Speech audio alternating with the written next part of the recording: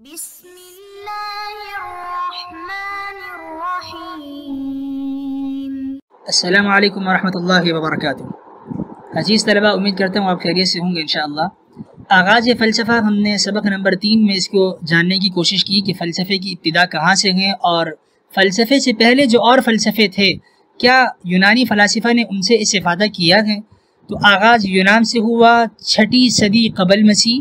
یونانی فلاسفہ سے پہلے اور بھی قدیم ثقافتیں موجود تھیں، جیسے ہم نے دیکھا چین، مصر، ہندوستان۔ انہوں نے استفادہ کیا یا نہیں، اس میں ایک طرف کے پہلو اور دلائل ہم نے جان لیے کہ انہوں نے استفادہ کیا ہے، اور یہ کہنا کہ یہ خالص یورپ سے یہ علم اٹھا، یونان سے اٹھا، یہ درست نہیں ہے۔ یونانی فلاسفہ کا طرہ امتیاز کیا رہا؟ طرہ امتیاز بھی ہم نے جان لیا کہ وہ خالص عقل کی شرح کا نام ہے، اور خالص عقلی توجیحات کے ذریعے سے وہ اس فلسفے کو مرتب کرتے ہیں۔ یونان سے کیا مراد ہے، اس کو بھی انشاءاللہ ہم آج کی سبق میں دیکھیں گے۔ آئیے بڑھتے ہیں اپنے آج کے پہلے سوال کی طرف کہ کیا پہلے کوئی فلسفہ تھا، اور اگر تھا تو کیا انہوں نے دیگر فلسفوں سے استفادہ بھی کیا ہے یا نہیں۔ مولانا ابوالکلام آزاد رحمۃ اللہ علیہ فلسفہ اصول و مبادی کے روشنی میں اس میں علامہ لکھتے ہیں کہ فلسفے کی ابتدائی سرچشمے کون ہیں۔ بات درست ہے کہ یونانی ہیں، لیکن ہندوستانی بھی ہیں یا نہیں؟ یونانیوں کو تو اکثر لوگوں نے مانا ہے، ہندوستانیوں کی مہمات اور ان کی خدمات کو بھی سراہا ہے یا نہیں؟ دوسرے لفظوں میں یوں سمجھ لیجئے کہ کس ملک میں فلسفے کی ارتقاء کے ابتدائی آثار پائے جاتے ہیں۔ مولانا ابوالکلام آزاد لکھتے ہیں کہ یونان میں فلسفیانہ فکر، فلسفیانہ تدبر، اس کا سراغ ہمیں 6 صدی قبل مسیح میں ملتا ہے۔ تو پہلے یونانی مفکر جو ہوئے وہ اور بھی اقوال ہیں، بہرکیف تھیلیس کو بیان کیا جاتا ہے، اور ایک خاص واقعے کے ذریعے سے کہ تھیلیس نے سورج گرہن کا پتہ بتایا تھا، اور یہیں سے ہمیں پتہ چلتا ہے کہ یونان نے 6 صدی قبل مسیح تھیلیس نے فلسفہ یونان کی بنیاد رکھی ہے۔ لیکن اگر ہم ہندوستان پر نگاہ ڈالتے ہیں تو 6 صدی قبل مسیح میں جب یونان نے فلسفہ بنیاد پکڑ رہا تھا، ہندوستان میں اس وقت فلسفہ عروج پر تھا، یعنی فلسفے کو ہندوستان میں عروج پاتے اس سے بھی پہلے کئی سال گزر چکے تھے۔ یعنی یونان کی طرح یہاں پر فلسفہ اپنے ابتدائی اور بنیادی مراحل میں نہ تھا۔ جیسے یونان میں 6 صدی قبل مسیح عروج پا رہا تھا، اس وقت ہندوستان میں فلسفہ عروج پر تھا، پہلے سے ہی موجود تھا۔ علامہ نے ایک اور بڑی عجیب بات بیان فرمائی کہ یونان میں تھیلیس سے ارسطو تک کم از کم 300 سال کی مدت گزر گئی۔ اس فلسفے کو پکنے کے لیے، مضبوط ہونے کے لیے 300 سال کے عرصے کو ہم فلسفہ یونانی کے لیے تسلیم کر رکھے ہیں۔ تو یہ 300 سال اگر یونانی فلسفے کے پکنے کے لیے ضروری ہیں، تو ہندوستانی فلسفے میں اگر ہم یہ کہہ دیں کہ اتنی ہی مدت سمکھی، یوگی اور کاروکی مکاتب فکر کے ارتقاء میں صرف ہوئی تھی، اتنی ہی مدت 300 سال کی اگر ہم مان لیتے ہیں، تو 6 صدی میں جب یونان نے فلسفہ عروج پا رہا تھا تو 7ویں صدی قبل مسیح میں ہندوستان میں فلسفہ موجود تھا، اور جب 300 سال کا عرصہ ہم یونان کے لیے تسلیم کر رہے ہیں اس کے پکنے کے لیے، تو یہ 300 سال اگر ہم ہندوستان کے لیے بھی تسلیم کر لیتے ہیں تو پتہ یہ چلتا ہے کہ 1000 سال قبل مسیح ہندوستان میں فلسفہ موجود تھا۔ خلاصہ کلام یہ نکلا کہ یونان میں 6 صدی قبل مسیح فلسفے کا آغاز ہوا، فلاسفہ نے اس کا آغاز رکھا، جبکہ عین اس وقت ہندوستان میں فلسفہ عروج پر تھا، یعنی 7ویں صدی قبل مسیح میں۔ اور جس طریقے سے ہم مانتے ہیں کہ فلسفہ موجود تھا 7ویں صدی قبل مسیح، ہندوستانی فلسفہ موجود تھا، تو جیسے ہم نے 46 سے لے کر ارسطو تک کم از کم 300 سال کا فاصلہ مانا ہے، ایسے ہی اگر ہم ہندوستانی فلسفے کے لیے بھی یہی مدت فرض کر لیتے ہیں تو 1000 سال قبل مسیح ہندوستانی فلسفہ موجود تھا۔ کیا ہندوستانی فلسفہ بانجھ کا شکار ہے؟ کیا یہ ہمیں کوئی فائدہ نہیں دیتا؟ کیا ہندوستانی فلسفہ تجربہ اور استدلال سے دور ہے، اس سے کوئی تعلق نہیں ہے؟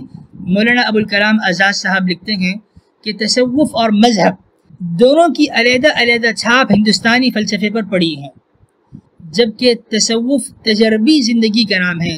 جب تصوف کی چھاپ ہندوستانی فلسفے پر پڑ گئی تو پتہ یہ چلا کہ ہندوستانی فلسفہ تجربے کے مرحلے سے گزرا ہے، اور اسی طرح دوسری چھاپ اس پر عقل کی بھی پڑی ہے۔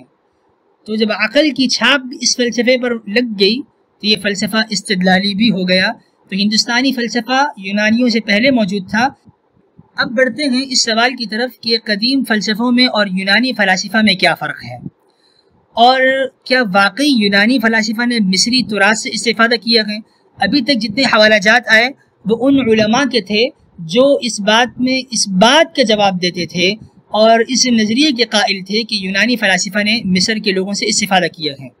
اب ہم ان علماء کے دلائل رکھنا چاہیں گے جو اس بات کے قائل نہیں ہیں کہ یونانیوں نے مصریوں سے استفادہ کیا۔ خلیفہ عبد الحکیم، آپ نے ایک کتاب کا ترجمہ کیا، اردو نام آپ رکھتے ہیں مختصر تاریخ فلسفہ یونان۔ لکھتے ہیں کہ قدیم فلسفوں کو ہم یونانی فلسفے کا پیش رو کہہ سکتے ہیں، لیکن خالص فلسفہ نہیں کہہ سکتے، کیونکہ فلسفہ اس وقت شروع ہوا جبکہ انسان کو یہ ضرورت محسوس ہوئی کہ مظاہر کی توجیہ فطری علل سے کرے، یعنی عقل کی بنیاد پر کرے، فطرت کی بنیاد پر کرے، اور جو قدیم فلسفے ہیں ان میں دیگر رنگ بھی پائے جاتے ہیں۔ جیسے کہ چینی فلسفے کو ہم دیکھ لیں تو اس کو ہم خالص دینیاتی افکار کہہ سکتے ہیں۔ یہ روایت تو پرانی چلی آ رہی ہے کہ یونان کے بہت سے فلاسفہ، انہوں نے فیثاغورس، دیموکراطیس، افلاطون وغیرہ، انہوں نے مشرقی اقوام سے استفادہ کیا ہے اور دیگر قوموں سے استفادہ کر کے ان کے نظریات سے سیکھ کر پھر انہوں نے اپنا نظریہ دیا ہے اور اپنی فلسفی کو انہوں نے مرتب کیا ہے۔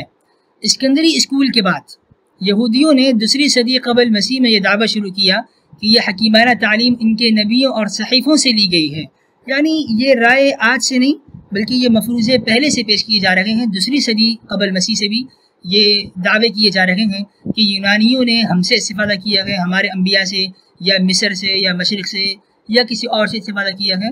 جبکہ یہ اگر ثابت ہو بھی جائے کہ انہوں نے استفادہ کیا ہے، تب بھی ان کا استفادہ اپنے فلسفے کو مرتب کرنے کے لیے پیش رو تو ضرور ہے، لیکن خالص عقلی ہونے میں یونانیوں کا اپنا ہی ترہ امتیاز ہے، ان کی اپنی محنت اور اپنی فکر ہے۔ جبکہ اس میں بھی کوئی شک نہیں کہ یونانیوں کے آباء و اجداد نے ایشیائی مسکنوں سے اپنی زبان کے اساسیات کے علاوہ مذہبی اخلاقی تصورات بھی لیے ہیں، اور ان سے استفادہ کرنے کے بعد وہ جب یونان آئے ہیں تو وہاں سے وہ ثقافتیں جہاں جہاں وہ گھل ملتے رہے، وہ ثقافتیں بھی ان کے ساتھ یونانی ثقافتوں میں آئی ہیں۔ تو خالصتاً یونانی ثقافت صرف یونان کی نہیں ہے بلکہ یونان میں دیگر ثقافتوں کے بھی رنگ پائے جاتے ہیں۔ یہ روایت اگر مان بھی لیں کہ یونانیوں نے ریاضی اور فلکیات کا علم مشرقیوں سے لیا ہے، تب بھی فلسفے کا اخذ ثابت نہیں ہوتا، فلسفے میں ان کا اپنا ہی ترہ امتیاز ہے۔ ولٹر اسٹیس لکھتے ہیں، جن کا ترجمہ مجاہد عبد المنعم مجاہد نے کیا، فلسفے کے بارے میں لکھتے ہیں کہ یہ فلسفہ کہاں سے شروع ہوا، کس دور سے؟ تو جو یونان قدیم اور موجودہ یورپ میں جو فلسفے کی بنیاد ہے اور فلسفی شرح موجود ہے، یہ ہمیں کہیں اور نہیں ملتی۔ اگرچہ یہ درست ہے کہ اس سے پہلے بھی مزید بڑی بڑی ثقافتیں مصر کی اور چائنا کی موجود تھی، لیکن ان میں کسی نہ کسی حد تک دین کا رنگ غالب تھا۔ کوئی بھی ایسا فلسفہ نہیں ہے جو خالص حتمی عقلی طور پر ہو، وہ صرف یونان کے ہی ترہ امتیاز ہے۔ اگرچہ قدیم ثقافتیں موجود تھیں لیکن یونانی ثقافت کی طرح کوئی نہ تھی، اور اس فلسفے کا آغاز قدیم یونان اور موجودہ یورپ سے ہوا۔ اب یہ سوال اپنی جگہ قائم ہے کہ ہندوستانی فلسفے کو وہ اہمیت کیوں نہ ملی۔ اس کی ایک وجہ تو یہ بیان کی گئی کہ انہوں نے اپنے آپ کو دینیات سے الگ نہیں کیا، یہ دینیات کے ساتھ مل کر چلتے رہے، اور دوسری وجہ یہ بھی بیان کی گئی کہ ان کے ہاں کچھ ایسی تفسیرات ملتی ہیں جو عقلی پیرائے میں جن کا کوئی معنی نہیں ہے، جن کو اگر ہم عقلی پیرائے سے دیکھیں تو ہم کوئی خاص مستفید نہیں ہو سکتے۔ مثال کے طور پہ ان کا یہ کہنا کہ ان النسیج یستر عن العنکبوت، کہ عالم لا متغیر سے ایسے نکلا ہے جیسے کہ مکڑی کا جالا مکڑی سے نکلتا ہے، یا چھوٹے آگ کے شعلے یہ آگ سے بھڑکتے ہیں۔ اسی طریقے سے ایک نفس واحدہ سے حیوانات اور پوری دنیا اور کل جہان کا صدور ہوا ہے۔ اب ان کو آپ عقل سے کیسے ثابت کریں گے؟ تو ایسے کچھ نظریات ان کے ہاں ملتے ہیں جن کا اثبات کرنا، جن کا ثبوت مشکل ہے۔ ہندی فلسفے نے خود کو دین سے جدا نہیں کیا، اس لیے پیچھے رہ گئے، اور اس لیے فلسفی تاریخ میں ان کا نام درج نہیں ہو سکا کہ یہ دینیات کے ساتھ چلتے تھے۔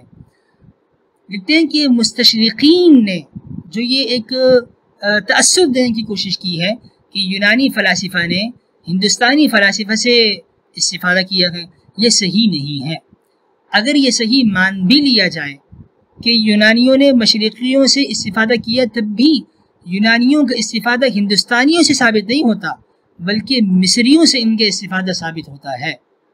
خلاصہ کرام کہ فلسفہ یونانیہ یہ تو نہ ہندی فلسفے پر قائم ہے، نہ مصری فلسفے پر، نہ ہی یونان سے خارج میں کسی بھی کرۂ ارض پر اس کا انحصار ہے یا اس کا دار و مدار ہے۔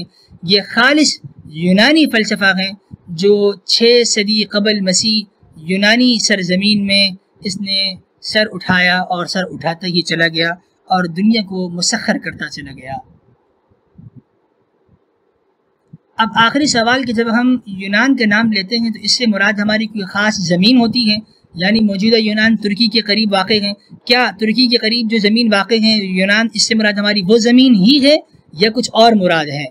علامہ اس کے جواب دیتے ہیں کہ یونانی فلسفے سے مراد جگہ نہیں ہے، بلکہ وہ لوگ ہیں جو دنیا کے کونوں کونوں میں پھیل گئے، جنہوں نے ایشیا کے ساحل پر پڑاؤ ڈالا اور دیگر یہ ممالک میں پھیل گئے۔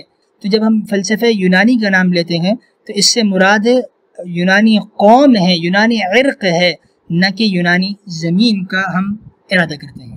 خلاصہ کلام یہ کہ فلسفہ یونان سے یونانیوں کا ایجاد کردہ فلسفہ مراد ہے، پھر چاہے یہ یونانی قوم یونان میں رہے یا دنیا کے کسی بھی خطے میں آباد ہو، ان کے نظریات فلسفہ یونانی کہلاتے ہیں۔ خلاصہ درس، فلسفے کا آغاز یونان سے 6 صدی قبل مسیح ہوتا ہے۔ ہندوستانی فلسفہ تقریباً 1000 صدی قبل مسیح وجود میں آیا۔